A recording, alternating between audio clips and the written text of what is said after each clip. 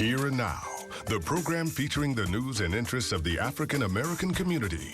Here's your host, Sandra Bookman. Most of us are familiar with the first Great Migration, when nearly 1.5 million African Americans moved from the South to big cities in northern and western states. They were, of course, looking for a better life. Well, there was a second migration you may not be as familiar with. A new exhibit, Black Suburbia, from Levittown to Ferguson at the Schomburg Center for Research and Black Studies, examines the African American experience outside of major cities and communities like Hempstead, Long Island, Baldwin Hills, California, and Shaker Heights, Ohio.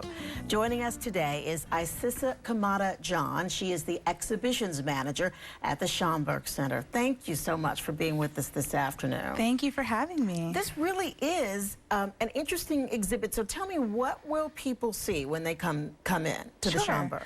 Yeah, so Black Suburbia from Levittown to Ferguson is really divided into 3 geographical case studies. So we start in Hempstead in Long Island, where we see some of the earliest formations of Black suburban communities in the country. We look at the movement to Hempstead really as part of commuter towns working outside of an industrialized New York City. We then go to Shaker Heights in Ohio, where we see an integrated community in the neighborhood of Ludlow. And we move to Baldwin Hills and Compton in California, where we see a Black power ethos that's developed in the suburbs. So on view, we have letters, we have photographs, artifacts, all from the Schomburg collections, from the Hofstra University collections, and also from the dozens of families throughout the country who so graciously have sent us their stuff to lend to this story. And what does this tell you about the Black experience in America? I mean, just, thinking about it initially, I would say it sounds like it would give us a fuller picture of how Black people lived in America and went after the American dream. It really does. I mean, I think from, our earliest accounts of Black life in this country, we've thought of Black people first as a rural people, and then more recently as an urban people. We know that a lot of times when we say urban, that's code language for Black. But really today and in the 21st century, the majority of Black people actually live in the suburbs. So Black people are suburban people. So this exhibition, which is co-presented by Hofstra University's National Center for Suburban Studies, curated by James Levy out of the University of Wisconsin at Whitewater, really gives us all new dimensions to understanding what Black life really looks like today.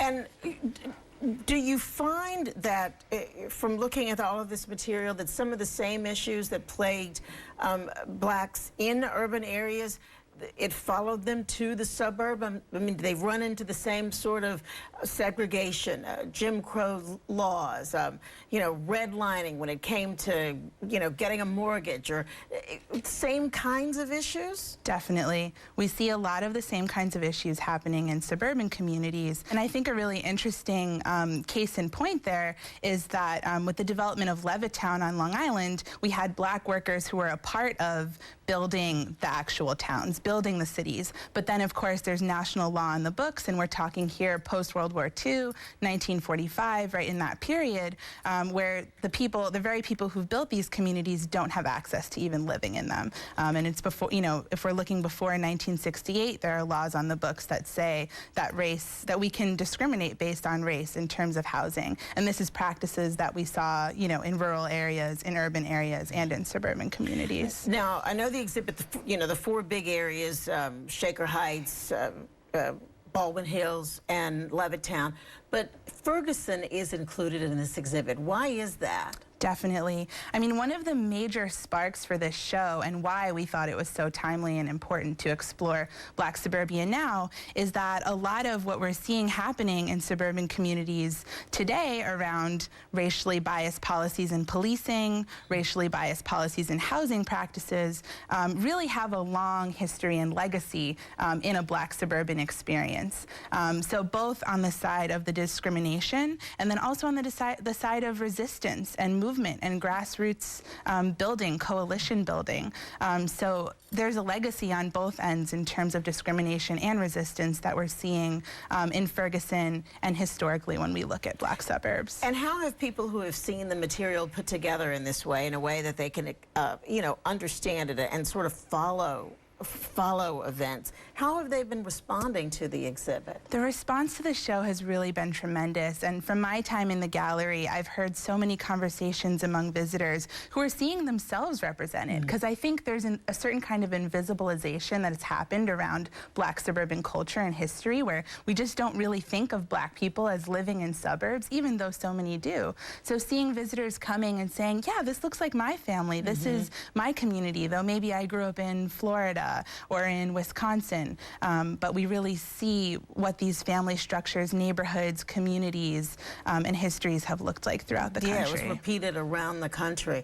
And it was people from every social strata, I would assume. You're getting families that run the gamut. Exactly. Yeah, and I think the show really troubles a lot of popular conceptions around suburbia as a space of wealth, necessarily. Not all suburbs are wealthy suburbs. We really do see like vast diversity in terms of economic status for suburban families and communities. And I would think that looking back and seeing this pattern perhaps does explain some of the issues that communities like Hempstead they're facing today. There's a lot of poverty, a lot of unemployment in communities, which in turn affects the schools, and in some ways it affects how the community is policed. Yep. What are you hoping the reaction will be when people take a look at this exhibit, and in terms of how they view the Black experience in the country?